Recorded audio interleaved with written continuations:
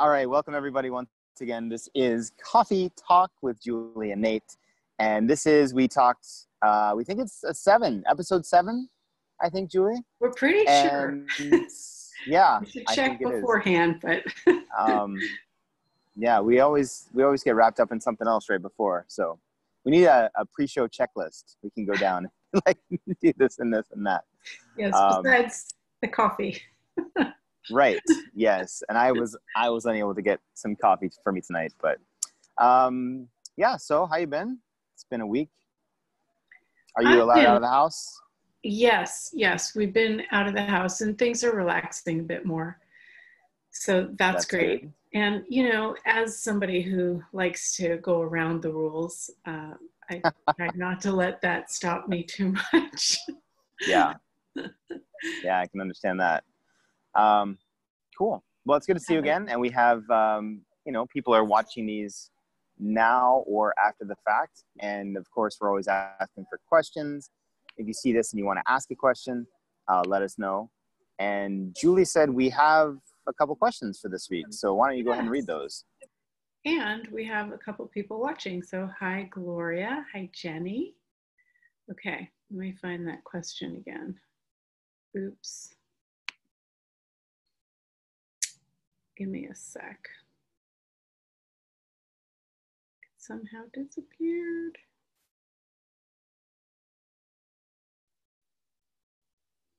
Oh, there. And this is a question that someone left on Facebook, right? She messaged me. So. Okay, cool. Here we go. It says, how to expand your potency in creating without having the knowledge and tools of advanced technology.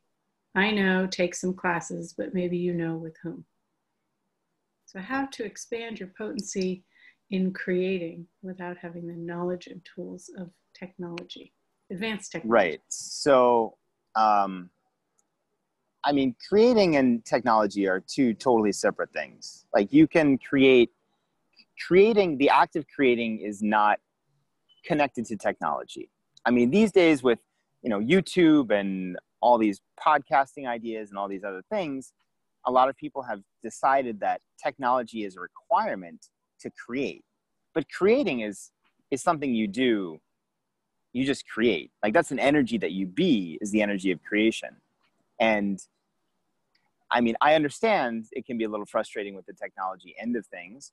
But I mean, first you just need to choose to create and then you tackle the technology. But the technology doesn't, I mean, it's not required for creation, You know what's so interesting too is these simple, basic tools of access consciousness really allow you to navigate through the mess of technology. And I'll just ask a question like, okay, how do I do this? How do I do this? I'll ask the computer, okay, how do I do this? How do I get there? How does this work? Yeah. And somehow the information shows up. And especially now, more than ever, it seems like it just comes so quickly. And I think, she, I guess, said something about taking classes. And I think that is not a great idea because for me, I would much rather prefer to sort of learn in my own style, at my own speed. And then the things that I get, I can sort of skip over and I can look at the things that I don't get. And you can do that. I mean, YouTube basically can answer anything at all. Anything you want to do on your computer, you can just go to the YouTube search box and be like, how can I convert an MP3 file to an ACC file in iTunes? Like you can be super specific. It's true. Right? I learned how to program my garage door opener to my car on YouTube. Yeah. Yeah. And I mean, I live in South Korea where sometimes I buy things that don't have an instruction manual in English, and instruction manuals are pretty technical. I just go to Google and type in the product model of what I have, and you can download an instruction manual. Like the the online resources for technology, and I mean, they're pretty much infinite. You can find tutors on YouTube. You can find, you know, different channels all about technology, and you can find, you know, channels specific to iPhones or to iMacs or to, you know, any kind of operating system or tool as well. And advanced technology, I guess Who people have can you different add to your ideas. life? That's what I would say. Yeah, Who can you add to right. your life that loves to do this so that you don't have to do it? Exactly. Yeah. I mean, people who it's fun for them and easy for them, and you're the content creator. You come up with the idea, and then you connect with the person who knows how to do the technological end of it, who might not have any content to produce, but they have all the video editing skills, you know, like, and, you know, don't judge yourself for what you don't know about technology. Because a lot of people go into the wrongness of them. I mean, I do that. I see people running around and doing this and that on new different apps and editing photos with 14 different filters. And I'm just like, crap. Like, am I getting old? Like, what's, you know? And so you kind of go into the wrongness of you a lot of times when you don't get the technology or you can't figure it out. And that is one of the biggest obstacles, because it keeps you from asking a question and saying, you know, how does this work? Or what would it take for me to get the information? What would be your favorite tool when you recognize that you have gone into judgment about yourself, you're being critical, to get out of that? Yeah. Well, I mean, that's a muscle that I've had to build, because I mean, I would say that's the first most important step, is to realize that you're in judgment of yourself. Because I mean, before I became aware of these tools, and before I became, you know, aware of even the fact that I was judging myself so severely, I would just do it, and there was no way to stop myself. And so I think for me, the biggest thing has been to become aware of when I'm doing it, and then go, oh, huh. And then for me, it's become to just be a choice to stop it. I mean, everybody has different tools, and, you know, one of the ones that's very helpful for people as well is, who does this belong to? Because, you know, you're judging according to a what, to who, like, where did you buy that, you know? So yeah. What's your favorite tool to get out of self-judgment? Well, like you were saying, recognizing that you're doing it is like 90% of it, which is awesome. And sometimes I just go, oh, right, I'm not doing that anymore. And I just make a different choice. But the getting to that space where you can recognize what you're choosing, I wonder, like, there's so many things that each of us has chosen to get to that. And I guess it starts with the demand to be more conscious about what it is that you're choosing, so that you become aware of those things, so that you can change them. Because, you know, before that, you have no idea why things are showing up the way they are.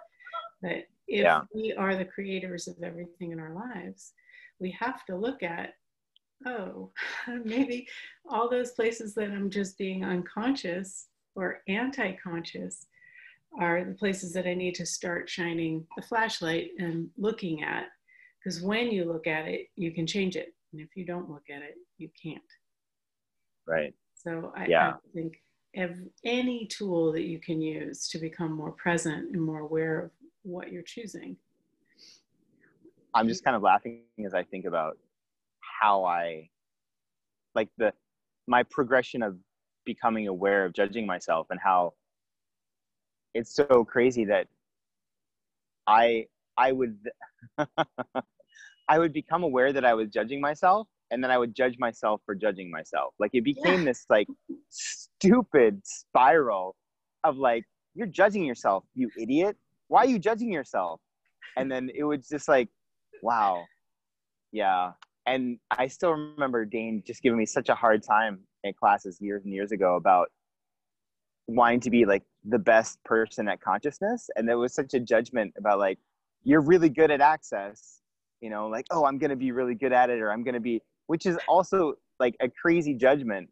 And then so you go into like judging yourself for not judging yourself, and then judging yourself as doing a good job because now you're not judging yourself for being wrong. Like judgment is such a huge clusterfuck. Like, yeah.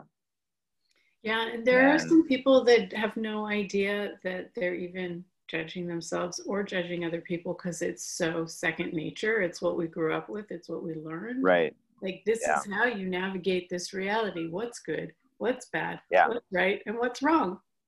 Yeah. You know, and that's how you navigate. But like, no, there's a whole other set of possibilities from which to create your life, where you don't have to go into the right and wrong. And it's interesting because the second part of her question was, when you have an awareness, is it to expose to others as you are right and they are wrong?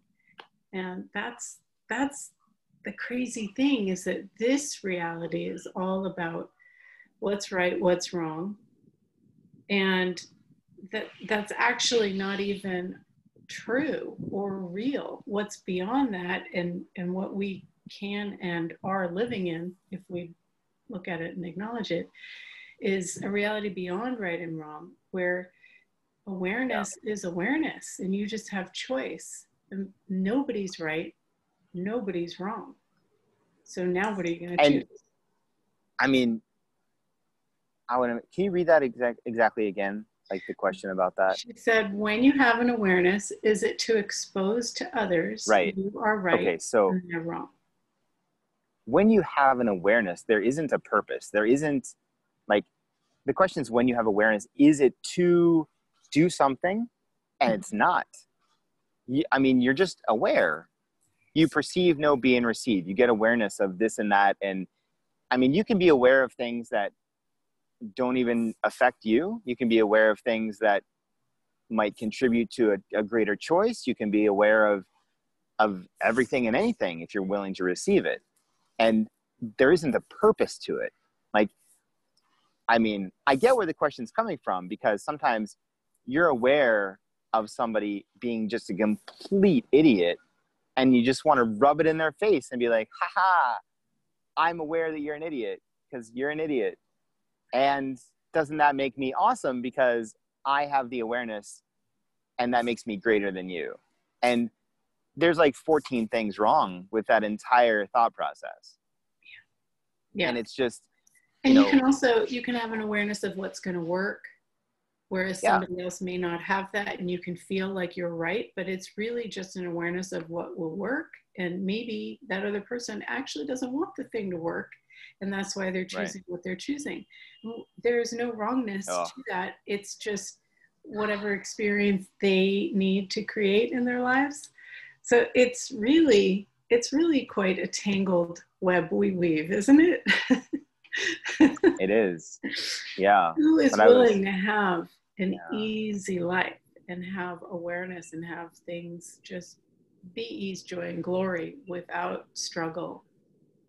And you know, when you do have an awareness regarding someone else, you have to ask the question of, can they receive this? Like, I have a friend who has made a multitude of horrible choices with women. And I mean, most recently she moved out after having moved in for a week. But this is something that I was not surprised by, but also my awareness about kind of where the relationship was going. There was no space for me to say that. He wouldn't have heard it, right?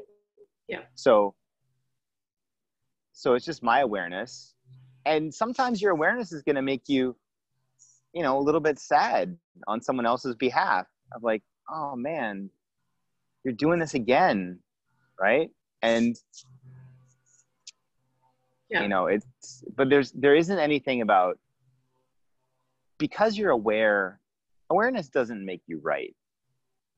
Like, yeah, Or wrong. being more aware, no, it doesn't make you wrong either. But I do know that the tendency for a lot of people is like, when you have that awareness, then you're like, yes, I'm better, I'm bigger, I'm righter, you know? So it kind of Yes. gives you that, yeah. Like, what if awareness is just an interesting point of view? And Right. if we applied that to an interesting point of view, I have this point of view, and didn't make anything significant, we wouldn't Right. be stuck by anything. We wouldn't be stuck by other people's choices or our own. It would just Yeah. be awareness of, well, what do I want to create?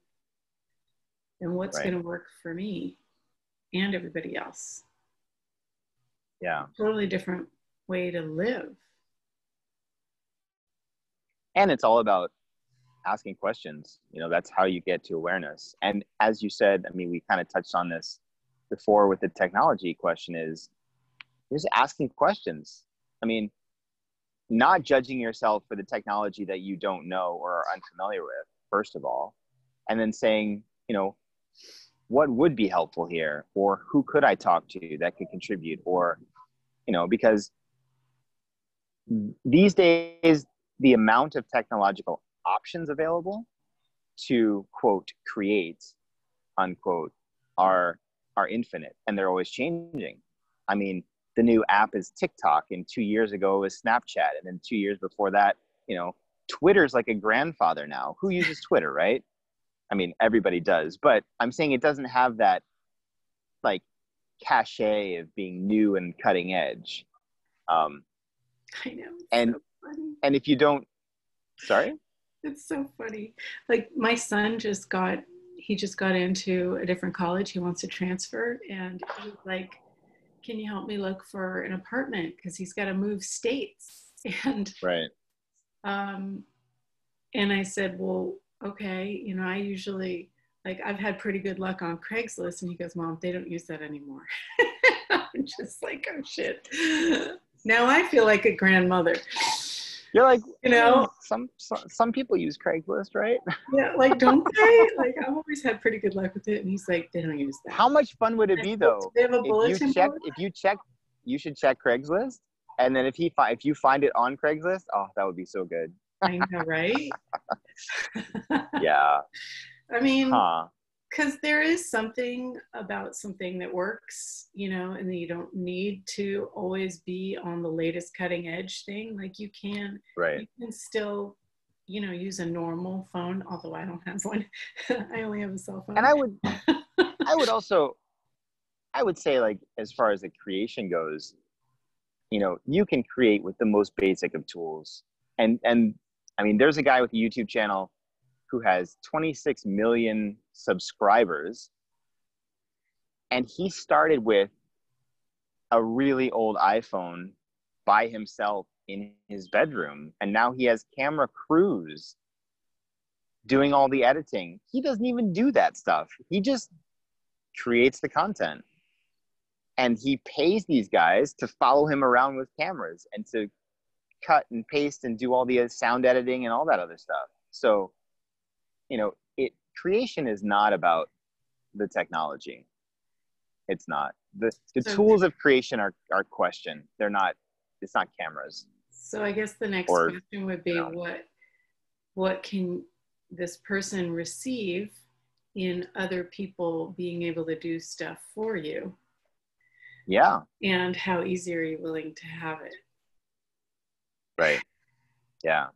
Sometimes And it's about the control and the thinking that you need to do it your right. way. And, that doesn't always pay off in the long run.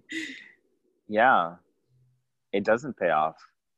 I mean, looking at the time and the energy sometimes you spend on trying to control someone who has better technical skills and could be a greater contribution, but you're stifling them because you're forcing them to do what you've already decided is right, instead of saying, hey, what do you think about this? Or like, how could we make this even greater? Yeah. Lately, I've been Yeah. asking the universe, like, hey, universe, can you bring me people or have people find me who can do X, Y, and Z way better than me, who'd actually like to Right. contribute to what I'm creating? Yeah. And, you know, be part of the Yeah. team. Right. But you have to be energetically compatible with that request. You can't be, because I asked that for years, but I wasn't willing to receive it. And now I am. Right. And so it's a whole Yeah. different sense when you're Right. energetically congruent, that is not compatible, congruent with what you're asking for. Yeah.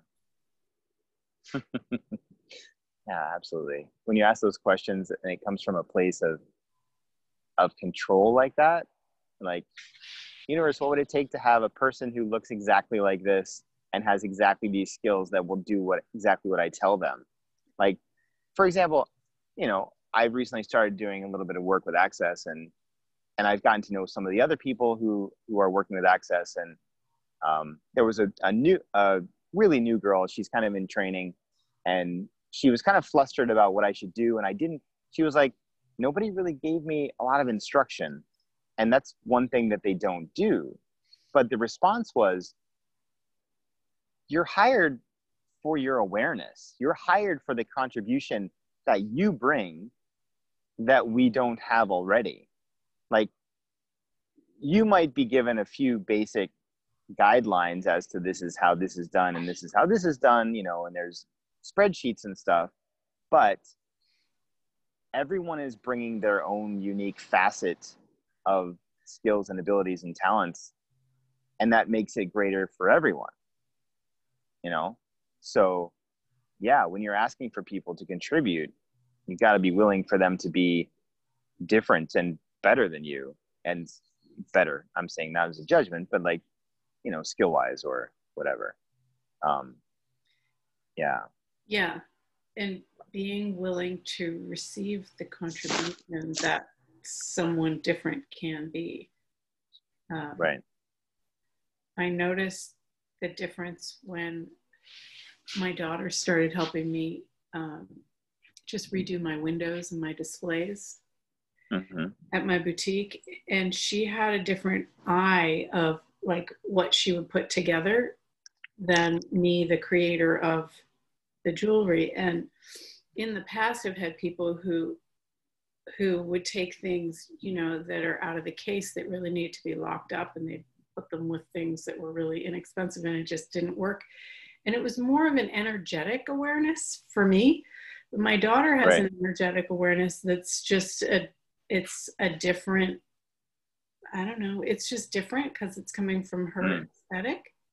And I really liked it, and everything felt really harmonious, and it worked. And I was like, oh, so great. Like, there's actually somebody in the world who can do this in a way that feels good to me and makes sense in the business, and allows the product to sell itself, which is ultimately what we're looking for. Not somebody who just moves stuff and has no sense. Yeah. So now that she has another full-time job, I've got to find somebody else. Anybody out there who wants to come and arrange jewelry, among other things. Yeah. But, you know, asking for that, and somebody could show up who really wants to take photos and edit those and put those online and start managing, you know, an Instagram account for sales or whatever that is, right? Yeah. Yeah. Very cool. I can't check. Do you have any time left? We have 5 minutes. Okay. There are some people watching. There's Ira, there's John, Reed, Donna Marie. If anybody has a question, you want to type it in the chat. Before we wrap this up, and I need to go do my expanding exercise in the other group. I'm so excited. Right. I love Mondays. You're part of so many groups. It's awesome. Yeah, it is. Although I would, it does get to a point where you have to kind of edit your groups in a sense, or ask like which groups are going to be a contribution.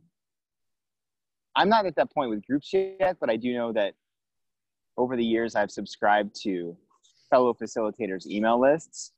Yeah. And then after a year or two, I'm just like, I'm getting nothing out of this. I need to unsubscribe because I have other things to do with my time than read emails that are not helping out. Yeah, I think emails are the way of the past. There's got to be something new.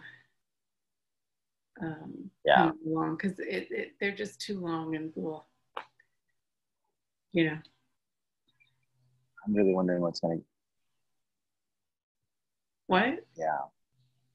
Is somebody asking you a question? No, I'm an official-looking gentleman in a uniform came walking down the path here. I thought he was going to tell me it was like time to go. So I'm sitting outside here. I was busy, and so I just I brought along my earphones because I knew I was going to be there to chat with you. And I hadn't really planned out where's a good place to do it. So I'm like out here by the. You do look guilty. The stream. Yeah. So okay. Everywhere you go into guilt when there's some official and you're probably doing something wrong, will you destroy and uncreate yes. that distractor implant? Yes. Pod and pop. Yeah, but it also has to do with just old Korean men who are very self-officious, because there's a lot of guys who they take on duties that are not their duties, and they'll like go around telling people they're parking in the wrong place, and they're just bored, right? Yeah. And then when it's a foreigner, they just get going, like they crank it up even more to like more annoying old man levels. So anyway, this didn't happen at all. I was just being dumb. The snap to wrongness. It's such a strong pull, isn't it? It is, yeah. Like defense, yeah, absolutely. Man, that's really interesting. Yeah, like what's beyond that? If there were no wrong and there were no right, how would we be in a situation like that? Yeah. Huh. Very interesting. Yeah. And I wonder also, like, if I were not in the middle of a live on-camera discussion, if it would have been a different response. But I was kind of just like willing him to not say anything. Just go away. I could. Well, I guess that worked. Yeah. Like, what is he doing? Just because there's been several people who've all walked by, but this was a shuffling old man in a uniform. Mm-hmm. So, Oh, I get it. Interesting. Well. So yeah, hopefully that. Thank you for your contribution. It really helped. So that's awesome. Yay. Glad to hear it. Yeah. And as we're wrapping it up. And also, I mean, just, I guess as a last thought, like you're kind of your own best resource, even if you don't think you are in terms of like technology or anything, but you're the resource as far as what you know that you know, and you know that you don't know. And so then you can ask questions based on that. Because when you take a class, they're going to tell you what they think that you should know, but they're going to probably cover stuff you already know, and they're going to tell you things that isn't necessary for you to know. So trust yourself and kind of just ask the questions to follow what you want to know, and just be aware of like, oh, this is going to help me out. This is not going to help me out. Yeah. But sometimes you'll get a hit to do something, to take a class, or even to watch a video. Yeah. Sometimes I like fast forward through it, to right here, and then all of a sudden right there is what I needed to learn, that one little nugget. And It's not about, Yeah. following through the whole thing, A, B, C, D, E, because we're so much faster than that, and we're so much more intuitive than that. We don't need to stretch out and make it boring. I've started to watch a lot of YouTube videos on like 1.5 or 2 times speed to save the time. And then if something interesting comes up, and then I'll stop it and go back to like normal speed and listen to that 2 minutes or so again. And then I'm like, oh, that was good. And then I'll speed it back up to like 1.5, 2 times. So you can really get through, a TED talk or whatever in a lot less time. Because you can still hear it when it's going faster. Can you do it on Facebook videos too? I've looked for it. I can't find it. But yeah. I'm actually late for my other group. Okay. But this has been awesome. I look forward to talking with you next week. If anybody has questions, we'll see you soon. Put them in the group or email us or whatever. Yeah. All right. Bye, Julie. Great to see you. Take care. Bye. You too.